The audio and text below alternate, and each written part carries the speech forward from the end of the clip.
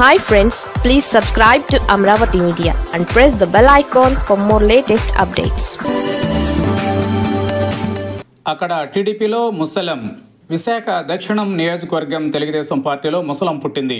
మొదటి నుంచి పార్టీలో ఉన్న వారిని పక్కన పెట్టేసి బయట పార్టీల నుంచి ఎన్నికల ముందు వచ్చి చేరిన వారికి పెద్దపీట వేస్తారా అంటూ కొందరు నేతలు మండిపోతున్నారు. దాంతో పార్టీలో ఆగ్రహవేశాలు బాహాటమవుతున్నాయి. పార్టీ వార్డు కమిటీల నియామకంతో మంటలు మొదలయ్యాయి. పార్టీలో మొదటి నుంచి ఉన్నవారికి తీరని అన్యాయం జరుగుతోందని సీనియర్లు అంటున్నారు. తాము 2.5 దశాబ్దాలుగా పార్టీ కోసం కట్టుబడి పనిచేస్తూ ఉంటే తమను పక్కన పెట్టి కొత్త వారిని తెచ్చి ఎలా పదవులు ఇస్తారని వారు గద్దిస్తున్నారు. నామినేటెడ్ పదవుల విషయంలోనూ ఇదే తీరున అన్యాయం జరిగిందని వాపోతున్నారు. పార్టీలో మొదటి నుంచి ఉన్నవారు కాకుండా కొత్తవారే మంచివారయ్యారా అని అధినాయకత్వం తీరు మీద మండుతున్నారు. వార్డు కమిటీల అధ్యక్షులు, ఇతర కార్యవర్గం నియామకం అంటే కీలకంగా ఉంటుంది. వచ్చే ఏడాది జీవీఎంసీ కార్పొరేషన్కి ఎన్నికలు జరుగుతాయి. సహజంగానే వార్డు అధ్యక్షులు, కార్యదర్శులకు కార్పొరేటర్గా పోటీ పడేందుకు వీలుంటుంది.